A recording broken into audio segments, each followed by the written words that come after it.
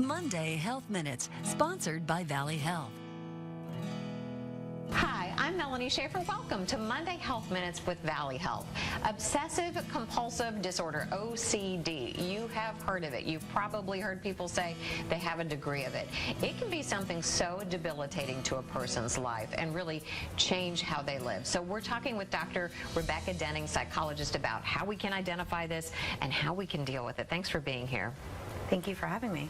It is a great topic and some that people talk about all of the time, but what are the official symptoms of OCD? Sure. With OCD, you can have obsessions or compulsions. So obsessions are intrusive, unwanted thoughts, and then compulsions are behaviors, and the function of the behavior is often to reduce some of that distress that the thought creates. And I think often when people think about OCD, they think about things they've seen on TV. So they think about cleaning or organizing, this sort of thing. But OCD can show up in a wide variety of ways, from just mental rituals to scrupulosity or religious-based intrusive thoughts and then behaviors associated with that.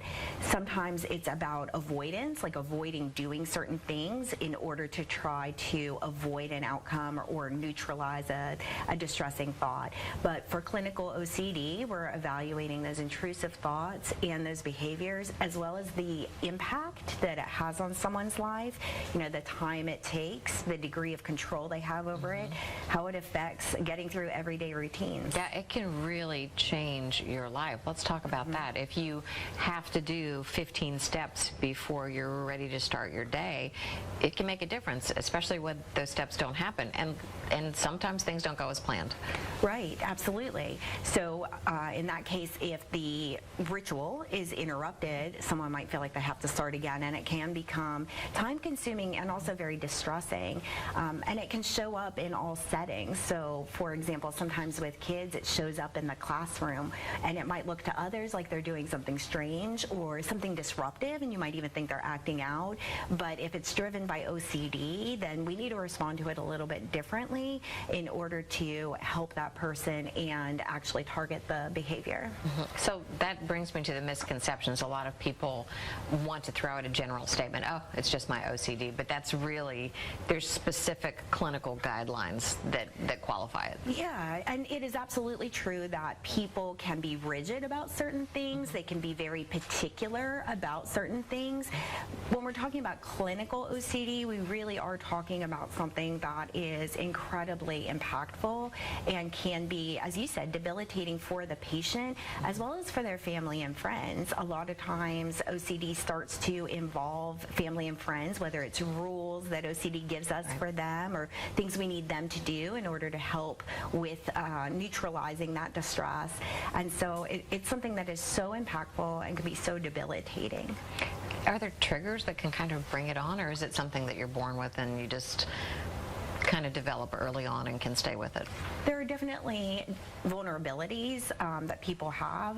OCD and anxiety disorders can certainly be more common in some families than in others. And sometimes there are situations that might exacerbate it. But the good news is that we do have good treatments for it. Medication management can be a really important piece, and then the therapy that we use, exposure response prevention, has good outcomes too. So we want to work together with you to get those things in place as early as possible. And tell me real briefly about that exposure therapy that you're talking about. Sure. And so what we're trying to do is to identify all the places that OCD shows up for you, and then we work on being in those situations and tolerating that distress without doing the compulsion that would give us that relief. And so it's hard. It's hard for the person doing this. It's hard for the people that love them and see them having to tolerate that intense distress. But ultimately, that's the way that we're going to work through this. And it's not as simple as, well, just don't do that, even though that seems like good recommendations. We really do need to have some skills to be able to tolerate that and push through that, because the intensity can be so extreme. Absolutely. So some role play to work around it and find a way through it. Yeah, and sometimes creativity can be something that is helpful when we're doing this to try to make it a little bit more bearable. Yeah. Okay. Some great information about obsessive compulsive disorder, what it really is. Absolutely. Dr. Denning, we so appreciate your time today. Thank you. Thanks for checking in on Monday Health Minutes.